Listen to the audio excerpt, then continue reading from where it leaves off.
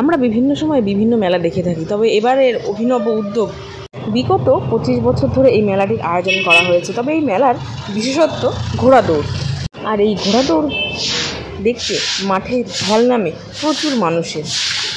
ঘোড়া দৌড়ের পাশাপাশি রয়েছে বিভিন্ন রকমের আরও কর্মসূচি। এই মেলা নিয়ে কি বললেন আসুন দেখে নিই। আনুমানিক আমার খেয়াল নেই, প্রথম থেকেই আমরা আছি, তবে অন্তত 30 বছরের কাছাকাছি এই মেলাটা অনুষ্ঠিত করা হয়েছে।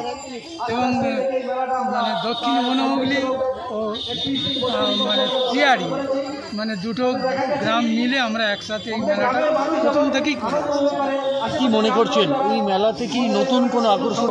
নতুনত্ব আগে কি বলবো, আগের থেকে ভালো, এবারে নতুনত্বটা তো বেশি দেখছি। এই যে পুরস্কার দেওয়া, যেটা আমরা দিতে পারতাম, আমরা ঘাটের পয়সা চাঁদা দিয়ে 200-500 যে যেমন পারে, আর মেলা থেকে একটা চাঁদা উঠে, সেই চাঁদায় আমরা ঘোড়ার প্রায় অন্যান্য যাবতীয় খরচা আমরা এর থেকেই বহন করি।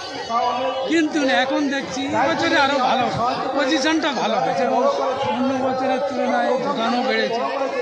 শুধু আমাদের অসুবিধে রাস্তাঘাট আছে, সেরকম মেলা করার মতো মাঠের পজিশনটা আছে, কিন্তু সেখানে জল জমে আছে, সেখানে পাবলিক কেউ নামতে পারবে না, যার ফলে আমাদের রাস্তার ওপরে এই মেলাটা করতে হবে। আপনারা কি সরকারের কাছে আর্জি জানাচ্ছেন যে এই মেলার যেখানে জল জমে আছে এই মেলাটা ভালো করার জন্য? আপনারা এখনো পর্যন্ত আমরা জানাইনি, তবে মেলাটা আগের তুলনায় ভালো হচ্ছে, এটা 100, এবং লোকও প্রচুর লোকজনও আসছে।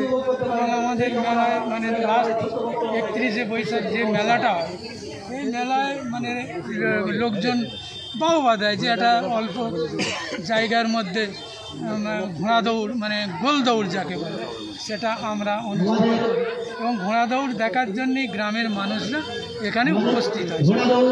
আপনার নামটা? আমার নাম ভূপেন্দ্রনাথ।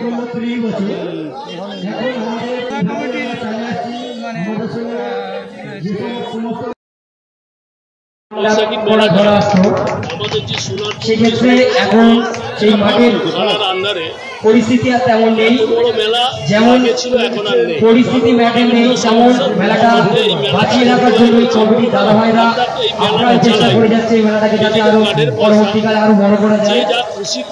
তাই আমাকে দায়িত্ব দিয়েছিল বেশ কিছু ঘোড়া দাদাদেরকে যোগাযোগ করার জন্য।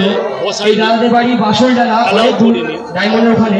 আমি ওখান থেকে দাদাকে যোগাযোগ করে নিয়ে এসেছি এই মেলাটাকে সম্পূর্ণ করার জন্য। সেই সঙ্গে জানাই দাদারাও খুব ভালোভাবে ঘোড়া ছুটিয়ে সমস্ত দর্শনার্থীকে আনন্দ দিয়েছেন। সেই সঙ্গে ধন্যবাদ জানাই সমস্ত কমিটি দাদা ভাইকে যে এমন সুন্দর অনুষ্ঠান এই বলে আমার বক্তব্য সম্পূর্ণ। এই মেলাটা আমাদের করতে হয়, প্রত্যেক মানুষ জিজ্ঞাসা করে তোমাদের এই মেলাতে ঘোড়া দৌড় হবে। এই ঘোড়া দৌড়টা আকর্ষণ, সেই জন্যে আমরা যেটুকুনি পারি সেইটুকুনি, সেই জায়গা তো আমাদের নেই, মাঠ আস্তে আস্তে কমে গেছে, যে সীমিত সেই জায়গায় আমরা এই মানুষকে আনন্দ দেওয়ার জন্যে ঘোড়া দৌড়টা করি। এবছরে যে মেলাটা দেখছি অন্য বছরের চেয়ে এবছরে মেলাটা খুব ভালো লেগেছে। বিশেষ করে যে রবি আমাদের সাথে এসছে, ওর যে এই যে ফার্নিচার আগেও ছিল, কিন্তু এবছরে সবচেয়ে বেশি আগ্রহ নিয়ে এসছে, আমাদের খুব ভালো লেগেছে। আমাদেরই পাড়ার ছেলে, চাইবো আমাদের সাথে থাকুক এই মতন আরও সব বেকার ছেলে বিভিন্ন দিক থেকে এসে আমাদের সাথে সহযোগিতা করলে আমরা খুব উপকৃত হব।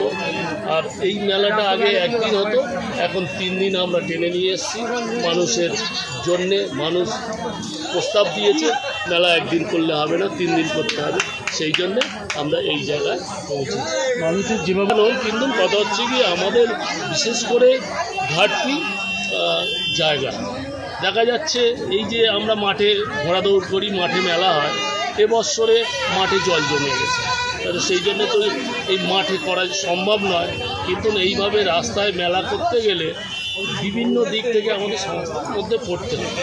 আচ্ছা, আগামী দিনে কি আবার জল জমছে যেভাবে আপনাদের অসুবিধা আসলে জানালেন মাঠে জল জমলে সরকার এমন কিছু আমাদের হেল্প করতে পারবে বলে মনে হয় না। এটা তো প্রকৃতি থেকে হচ্ছে। প্রকৃতি যদি মনে করে মেলাটা ভালোভাবে চলবে, আর প্রকৃতি যদি মনে করে চলবে না। গেল বৎসর এই ঘোড়া দৌড়ের পরেই বিশাল ঝড় বৃষ্টি, সে বাচ্চা কাচ্চা নিয়ে কোথায় কে ভালো লুকাবে, কে কোথায় দাঁড়াবে, একটা খুব বাজে জায়গায় চলে গেছে। যে আমাদের এই মেলাটা প্রকৃতির উপরে নির্ভর। আমার নাম পূর্ণচন্দ্র মণ্ডল, দক্ষিণ বনবর্তী। এই যে আমি এই মেলা কমিটির সেক্রেটারি। আমাদের বরণ করে নিচ্ছে সুষমা পদক্ষেপ। একটু এদিকে তাকাও। ঠিক আছে, বরণ করে নিচ্ছে। আর্থিক সহায়তায় প্রোগ্রামটি চলছে।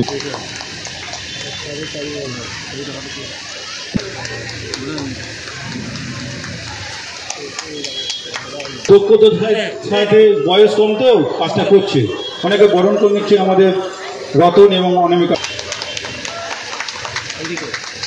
বরণ করে নিচ্ছেন। অনামিকা বাগ তো অনেকে বরণ করে নিচ্ছেন ভূপেন বাগ মহাশয়কে। অনামিকা বাগ